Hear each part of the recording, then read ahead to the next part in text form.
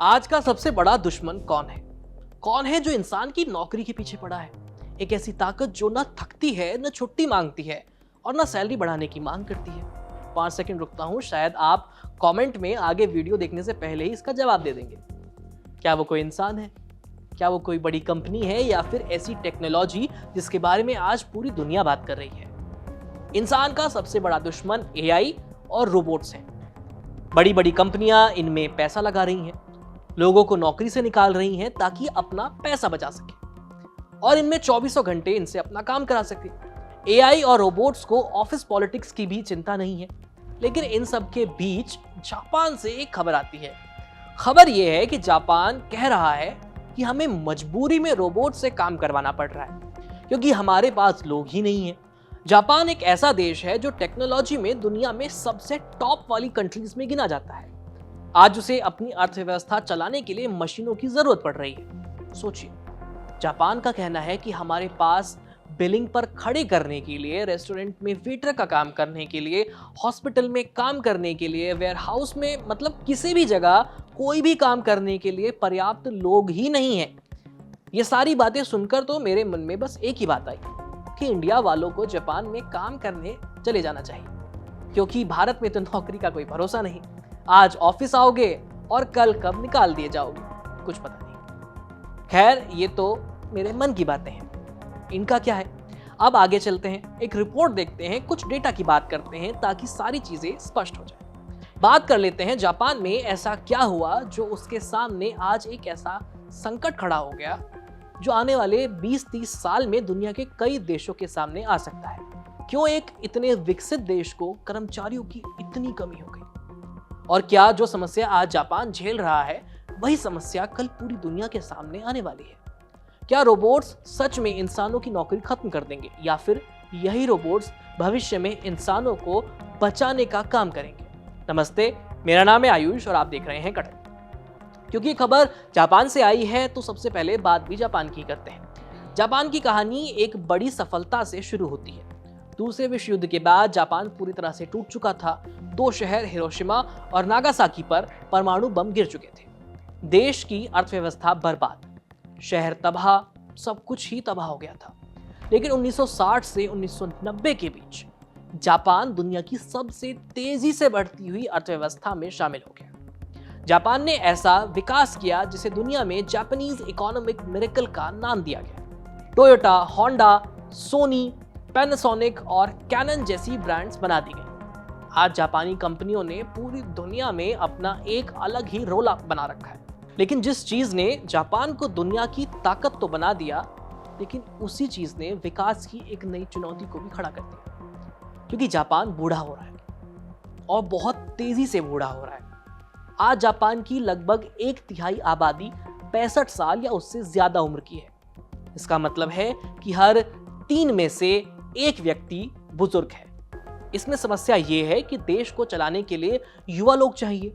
काम करने वाले लोग, नए कर्मचारी, सभी युवा होने चाहिए। लेकिन जापान में युवाओं की संख्या लगातार गिर रही है, जन्म दर गिर रहा है और बुजुर्गों की संख्या बढ़ रही है। इसलिए काम करने वाले लोग कम हैं और उनकी जरूरतें ज्यादा है।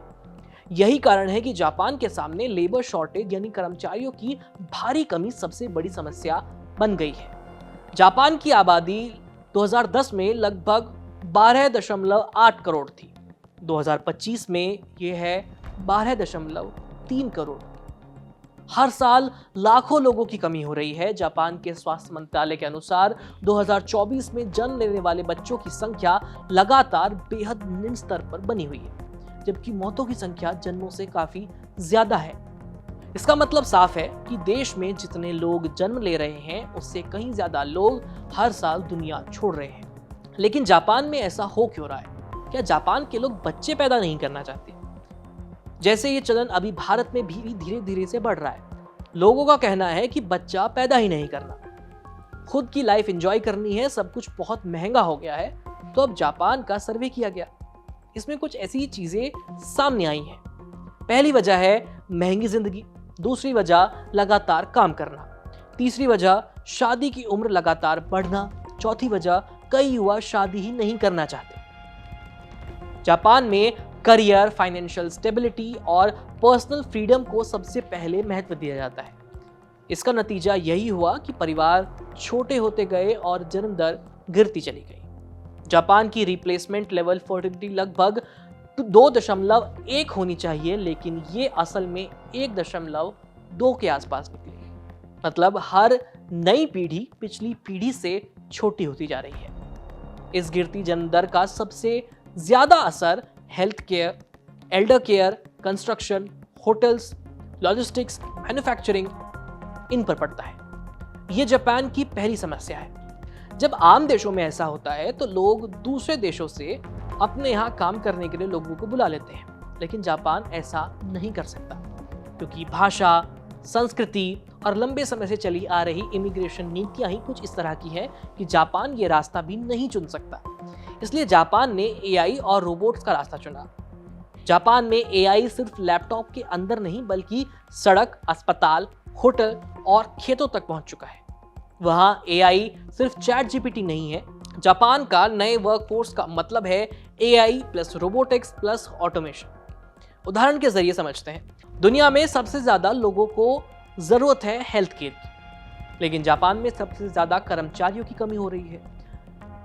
क्योंकि देश में बुजुर्ग बहुत ज्यादा हैं, इसलिए वहां डॉक्टर, नर्स और केयर गिवर की जरूरत लगातार बढ़ती जा रही है। इसलिए आज जापान के कई नर्सिंग होम्स ने ऐसे स्मार्ट बेड्स लगाए हैं जो ये खुद बता देते हैं कि मरीज उठ गया है, सो रहा है या गिरने वाला है।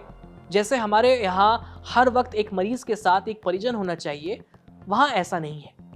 एआई कैमरे रात भर मरीजों पर नजर रखते हैं। अगर रात को कोई बुजुर्ग गिर जाता है तो कैमरे तुरंत स्टाफ को अलर्ट भेजते हैं। पहले जहां 10 मरीजों के लिए 4 कर्मचारियों की जरूरत होती थी, अब वही काम लोगों के बजाय एआई से हो रहा है। कुछ रिसर्च में यह भी पाया गया कि रोबोट्स बुजुर्गों से बात भी करते हैं, उन्हें सहलाते हैं, जिससे मरीज को तनाव और अकेलापन कम महसूस हो। ठीक इसी तरह फैक्ट्रियों में भी रोबोट्स लगाए गए हैं।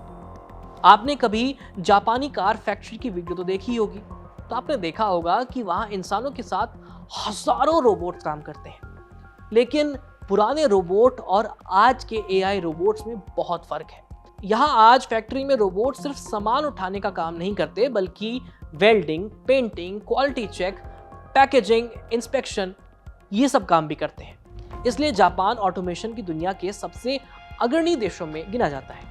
इंटरनेशनल फेडरेशन ऑफ रोबोटिक्स के मुताबिक जापान दुनिया के सबसे बड़े इंडस्ट्रियल रोबोट्स निर्माताओं में से एक है। दुनिया में इस्तेमाल होने वाले कई इंडस्ट्रियल रोबोट्स जापान की कंपनियां बनाती हैं। हमारे यहाँ कहा जाता है कि जब एआई की वजह से नौकरियां जाएंगी तो सब लोग खेती करने लग जाएंगे, लेकिन जापान में तो ये वाला ऑप्शन भी नहीं है, क्योंकि वहाँ खेती में भी एआई को शामिल कर दिया गया है। यहाँ AI tractor, GPS machine, smart sensor, drone technology, इन सब का इस्तेमाल किया जा रहा है। ड्रोन ऊपर से फोटो लेता है और एआई बताता है कि किस हिस्से में पानी की कमी है, किस जगह फसलों में बीमारी है, किस हिस्से में ज्यादा खाद लगेगी। एआई ने कई सारे लोगों का काम एक साथ यहाँ पर कम कर दिया। इसी तरह दुकानों में भी एआई और रोबोट्स लगाए गए हैं। इसके वीडियोस तो आपने सोशल मीडिया पर देख भी लिए होंगे। एक समय था जब जापान का सबसे फेमस होटल हेन्ना होटल का नाम पूरी दुनिया में था, क्योंकि यहाँ रिसेप्शन पर रोबोट्स खड़े रहते थे। रोबोट आपको चेक इन कराता था, आपका सामान पहुंचाता था। इसी तरह से जापान वेयर हाउस और दुकानों में भी रोबोट प्लस एआई को लेकर के आ गया है। जापान की तरह कई और देश भी यही कर रहे हैं, जैसे दक्षिण कोरिया भी जापान की तरह कम जनदर और बूढ़ी होती आबादी की समस्या से जूझ रहा है। वो दुनिया के सबसे ज्यादा ऑटोमेटेड देशों में से एक है। दक्षिण कोरिया की कंपनियां smart factory, industrial robot, AI system पर तेजी से काम कर रही हैं। कंपनियां जैसे सैमसंग इलेक्ट्रॉनिक्स और एलजी इलेक्ट्रॉनिक्स एआई रोबोटिक्स में भारी इन्वेस्टमेंट कर रही हैं। दूसरे नंबर पर आता है सिंगापुर एक छोटा लेकिन बेहद टेक्नोलॉजिकल फोकस्ड कंट्री है। यहाँ भी आबादी उम्रदराज हो रही है और कर्मचारी सीमित है। इसलिए सरकार एआई और ऑटोमेशन को सार्वजनिक सेवाओं, स्वास्थ्य, ट्रांसपोर्टेशन और शहरी व्यवस्था में इस्तेमाल कर रही है। सिंगापुर ने कई साल पहले ही समझ लिया था कि अगर उसके पास ज्यादा लोग नहीं हैं तो ज्यादा स्मार्ट सिस्टम बनाने होंगे। तीसरे नंबर पर जर्मनी की बात करते हैं। अगर दुनिया में कोई देश मैन्युफैक्चरिंग और इंजीनियरिंग के लिए जाना जाता है तो उनमें जर्मनी का नाम सबसे टॉप पर आता है। BMW, मर्सिडीज बेंज, वॉक्सवैगन और सीमेंस, ये सिर्फ कंपनियां नहीं बल्कि जर्मनी की इंडस्ट्रियल पावर की पहचान है। लेकिन आज जर्मनी के सामने भी एक बड़ी समस्या है, काम करने वाले लोगों की कमी। कई लोग रिटायर हो रहे हैं लेकिन उनकी जगह लेने वाले के जो लोग हैं वो है ही नहीं। युवा कर्मचारियों की भारी कमी है। यही कारण है कि जर्मनी AI और रोबोट्स का इस्तेमाल बहुत तेजी से बढ़ा रहा है। सबसे बड़ा इस्तेमाल मैन्युफैक्चरिंग सेक्टर में हो रहा है। जर्मनी की फैक्ट्रियों में रोबोट्स पहले से कहीं ज्यादा काम कर रहे हैं, लेकिन अब ये सिर्फ काम बार बार करने वाली मशीनें नहीं रही। AI की मदद से ये रोबोट चीज़ों को पहचान सकते हैं, डेटा पढ़ सकते हैं और सिचुएशन के हिसाब से अपना काम भी बदल सकते हैं। लेकिन जर्मनी का मॉडल है AI इंसानों की जगह लेने के लिए नहीं बल्कि इंसानों की क्षमता को इंक्रीज करने, बढ़ाने के लिए इस्तेमाल होना चाहिए। जापान की तरह जर्मनी भी एक सवाल का जवाब ढूंढ रहा है कि अब फ्यूचर में काम करने वाले लोग कम होंगे तो क्या AI और रोबोट्स हमारी अर्थव्यवस्था को आगे बढ़ा पाएंगे?